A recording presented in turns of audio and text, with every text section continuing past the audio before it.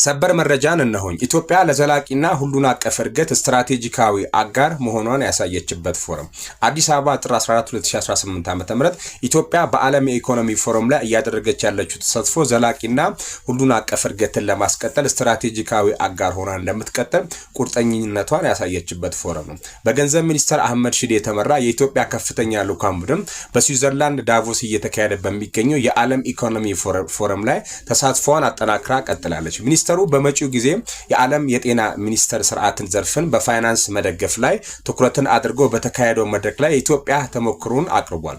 ኢትዮጵያ በተለይም በገጠር የሀገሪቱ አካባቢዎች የጤና አገልግሎት ተደራሽነት ለማሳደግ የሰው ሰራሽ አስተውሎትን መሰል ዲጂታል ቴክኖሎጂን በመጠቀም ያከናወነቻቸውን ተግባራትም አብራርቷል። የጤና ስርዓትን ለማሻሻል ለክህሎት ልማት እንዲሁም የዲጂታል መሰረተ ልማት አቅርቦት የረጅም ጊዜ አጋርነትን ማጠናከር ዘርፍን በዘላቂነት ገንዘብ መደገፍ ይገባል ነው ያሉት።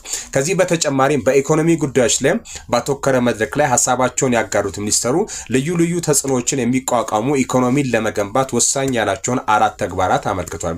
እነዚህም ዘላቂ የፋይናንስ ስርዓት፣ ቀጠናዊ የኃይል አቅርቦት መሰረተ ልማት፣ መሰረታዊ የህዝብ አገልግሎትን ለማስቀጠል የሚያስችሉ የዲጂታል ትራንስፎርሜሽን ስራዎች እንዲሁም የሰው ሀብት ልማትን ብዝሃ ኢኮኖሚ ማጠናከር መሆናቸውን አስረድቷል። የመንግስቱን የመፈጸም አቅም በማሻሻልና በስራ እድል ፈጣሪ እንዲሁም በዲጂታል ዘርፍ ያለውን ክፍተት ለመሙላት የዲጂታል ትራንስፎርሜሽን የሰው ሰራሽ አስተውሎት ቴክኖሎጂን ከፍተኛ ሚና እንዳላቸው አስገንዝቧል። እነዚህን ስራዎች ኢትዮጵያ ለመጪው ጊዜ የዲጂታል ዓለም የተዘጋጀችና በዓለም አቀፍ ደረጃ ተወዳዳሪ እንድትሆን ያስችሏታልም ነው ያሉት። አቶ አህመድ ሺዴ ከፎረሙ ጎን ለጎን ከቢል ጌትስ እንዲሁም ከአውሮፓ ህብረት ዓለም አቀፍ ጉዳዮች ኮሚሽነርና ሌሎች የሀገሪቷና የተቋማት መሪዎች ጋር የሁለትዮሽ ውይይት አድርጓል።